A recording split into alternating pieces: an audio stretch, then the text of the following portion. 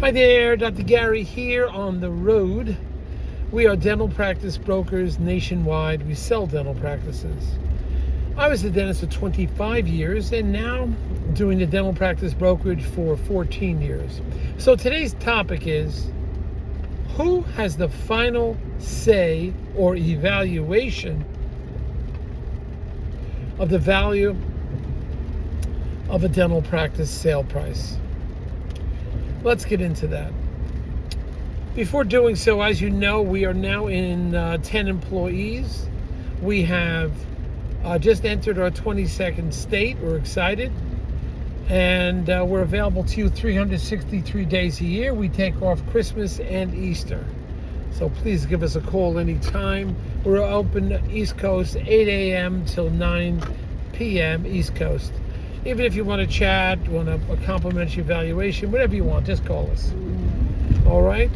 All the information you're about to hear is for entertainment purposes only. It's not legal information. Now, our phone number is 201-663-0935. And our email or our email contact website, dentalpracticeguide.com or nationwidedentalpracticebrokers.com. Just get in touch with us. So, before we get into today's topic, we want you to know also that if you're thinking about selling to a DSO, we can work closely with you because we know who the best ones are. Often they will pay our commission, so generally there is no commission to the seller. And we can help you choose the best ones. We get the same commission from any DSO. We charge them all the same. We don't work for anybody. So it's for your benefit, not ours. It's your benefit. Who's the best ones for you? Now, as far as if you do work with us, in addition, we will reimburse on a DSO, big DSO deal, we will reimburse your legal fees upon successful closing. So call us. We'll give you all the details on that. Okay? But we're excited to work with you. So who has that final word, the final valuation? Before I get into that, the value of a dental practice is what the buyer is willing to pay, what the bank is willing to finance, and what the seller is willing to let it go for. So it is amicable negotiation. I have sold some practice that are above and beyond bank valuations. I have done that on occasion. They were special practices. I have sold practices, not to the DSOs, but to private individuals at the 90th percentile. It doesn't happen that often. But certain sellers feel they have an exceptional office, exceptional equipment, unbelievable staff, great location, and still, even at 90%, it's cost less than it would if you were to rebuild it.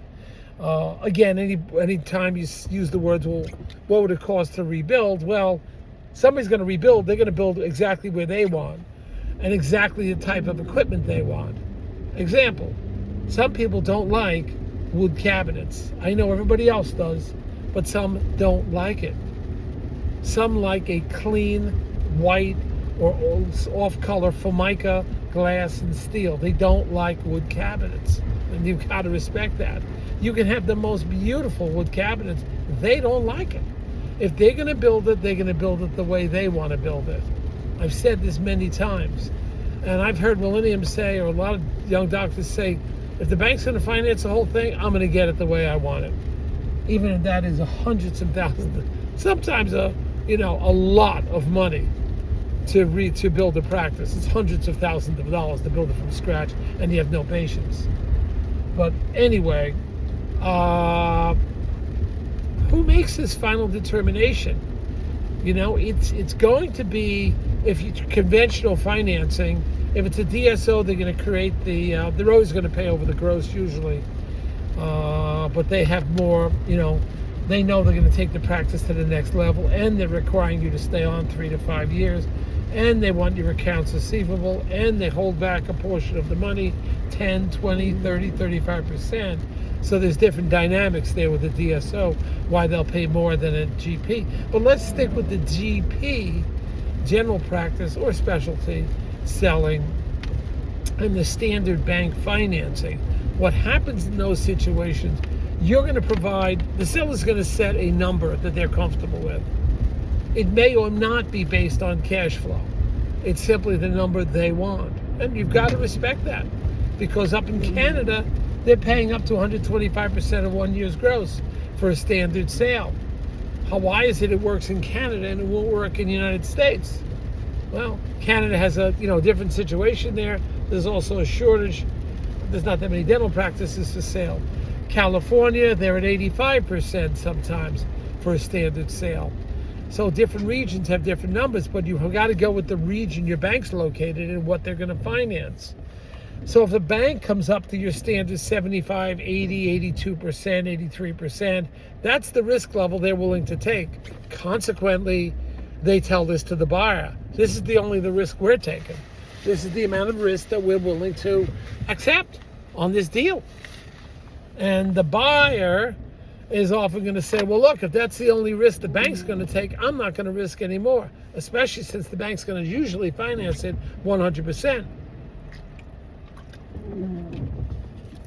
And the buyer generally doesn't have the money for a 100% sale or 100% of what the sale price is. Most buyers don't have it. They are dependent on the bank. So consequently, the buyer's going to come back to the seller and say, look, I can only pay what the bank's going to give me.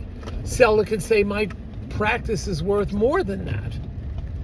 And I understand what the seller is saying, because they put their whole life into it. They may have just bought a CAT scan at $80,000 or more. And, they're not getting the full benefit of it. They may have implants that they just started and paid $50,000 for a whole, because to get the discounts, you got to go on this buying program. And they may have $50,000 worth of implants they haven't used. And they say, well, that's a lot of stock I'm giving away. Well, in situations like that, before you put the practice on the market, take all the implant stock out of there. Just take it out. And if anybody asks, say it's not included with the sale, it's not here. So, you're only selling what's there. We'll make up an equipment list and so forth. And we're only selling what's on the equipment list. That's the only thing included. If you feel that strongly about it, remove it before the sale. So it doesn't, it's just like selling a house. The chandelier is not for sale, don't even display it. Remove it and put it in a distant location. But getting back to it, it's the bank will often dictate to the buyer, since they're providing the money, the bank will dictate to the buyer how much they're willing to pay and how much they're willing to lend. And that's where we are in this situation. That may come up occasionally. The bank has the ultimate decision. Again, the buyer may feel it's worth more than the bank's willing to finance. Well, buyer can pay out of pocket, although the bank may want to know about that, because if you're paying out of pocket on a different kind of loan, that will affect your cash flow, and the bank wants to know that. So there's a lot of moving parts here. But is a practice worth 10, 15% more, as quoted by one of the attorneys, general attorneys I know? He says, hey, whatever you pay, you're buying a business entity, and you're going to generate money. You're going to pay that money, and you're going to generate enough money to pay that note off. So sometimes it's worth paying more than the valued price. I'm not advising you pay it, but I'm just saying sometimes it may be worth more than that. Or we just recently had a situation where a doctor wanted to be in that community, and they're going to buy a specialty practice, which is grossing low amount of money. It's a GP. They said, hey, I'll buy these specialty practice. I don't care. Because their specialty was grossing under 200. They said for the location, for the build out, for the equipment, for the plumbing, the electricity, no downtime. Remember, you build a practice, it's 6 months to a year to build it, right? And you're not producing any money and you're paying money to rent out. This GP is buying a specialty practice under $200,000. I think it's under $150,000. He says it's worth it to him. He doesn't know what we'll do with those specialty patients. He may get the doctor to work for him and finish them up. He may sell them off to another specialist. There's a couple different things he could do. But to him, no downtime, equipment is in, The office is working, the plumbing is in, the staff is there, everything works, doesn't need any new special permits. So to this buyer, he's going to just grab it and renovate it. But getting back to valuation, the final word is generally what the bank's willing to finance. And the buyer then takes that information and said, that's all I'm willing to pay. Anything beyond that is going to become amicable resolution of what the value is. So let's talk about it. But that's where we are with this, okay? Thank you. Now listen, remember, if you're going to, remember to listen, because we get these notes all the time that are, we get periodic messages that people want to know when is the new practice coming about. And what we try to do is, if you hit the subscribe button, you'll know when that new practice is coming out, because we hit our profile list goes out, our practice profile list on an Excel sheet shows you just what we are going to be, what the new practices are. So you'll get some idea from us when the next practice list is going to be sent out. Also on the YouTube, I'll sometimes announce what new states we just went to. So you get on the YouTube video, you'll get it. So a variety of different places. So hit the subscribe button. Plus we have all this incredible information to give you. You know, we now have, I think it's 421 YouTube videos on this. All right, see you around, gang. Bye now.